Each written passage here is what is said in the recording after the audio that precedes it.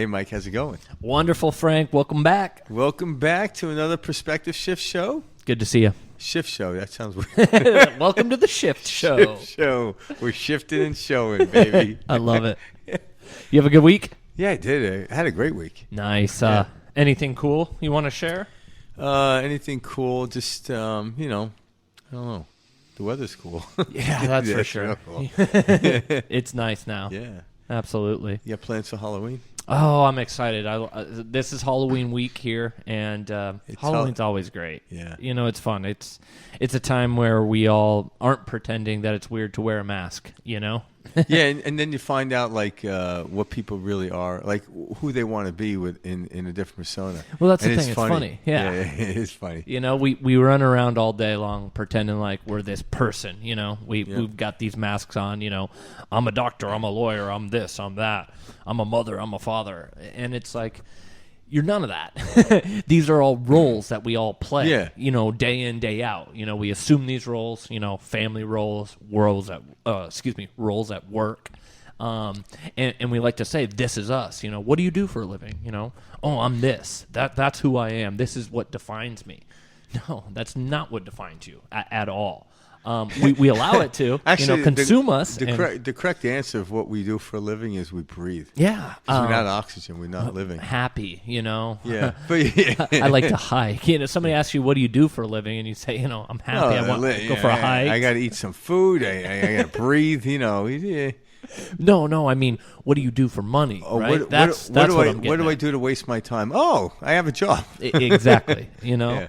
And so it's funny because Halloween's that time where we put on masks and, you know, run around and get that day of freedom. You know, that's what I like about Halloween. It's like it's a cutting loose. Yeah, it's a fractal of what we do every day. Yeah. So so people are like, oh, it's Halloween. But we know we're playing along, you know? Yeah. Like I went to a haunted house last weekend with my brother, and it was just awesome. Him and I love to go to haunted houses, you know, Which this time one of did the you year. go We actually went to the new Fear Farm.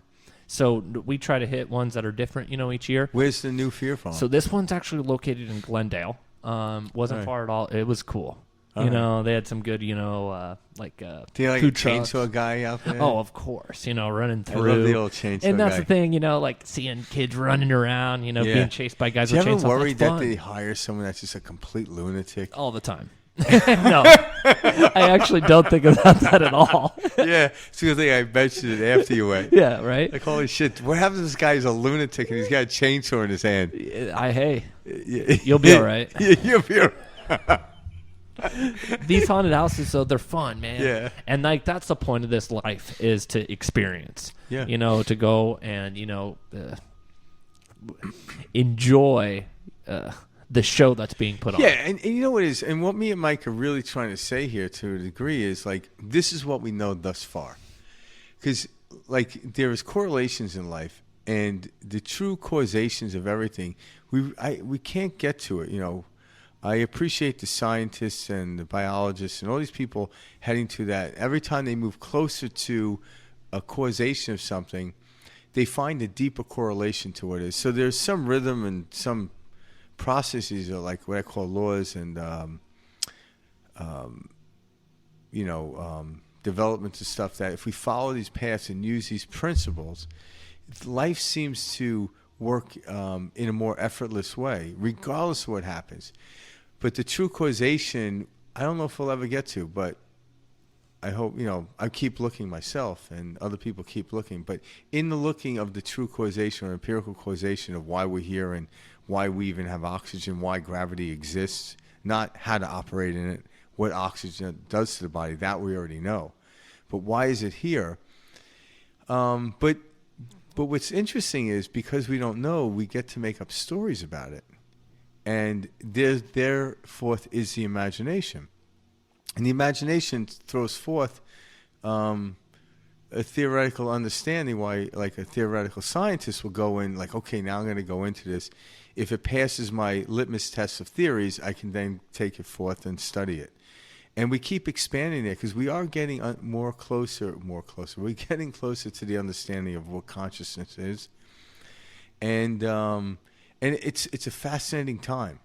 But will we ever get there? I don't know. I don't really care because I'm enjoying my time in exploring it, but it really is. But what I've learned because of that, I stay present.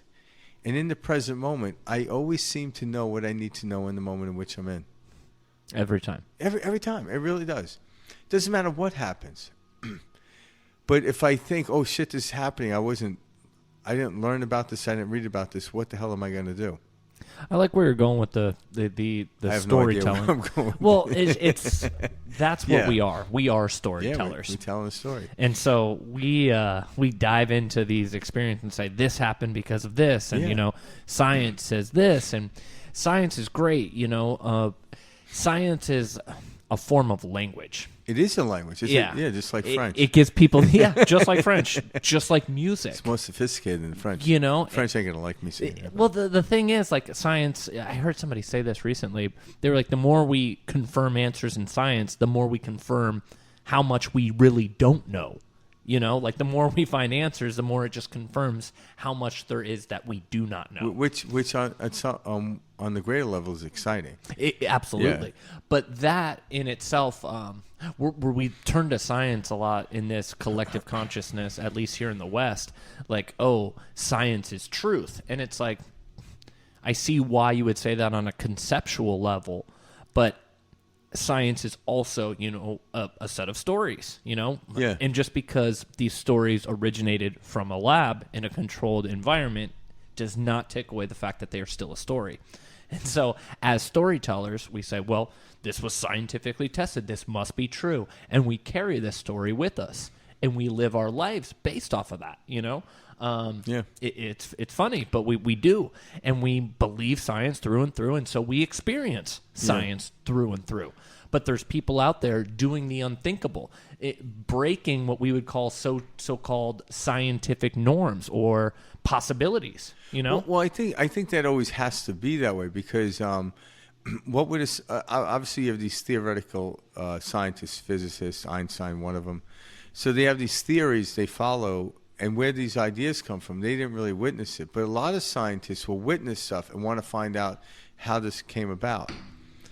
And I don't know if we'll ever really know how it came into fruition, but everything that is, I've said this before, and I've heard it. It's not like something I quoted, but everything that is was once imagined. So prior to his existence of us actually seeing it on the physical plane, it came from the infinite possibility plane where everything is in the field of energy was a wave.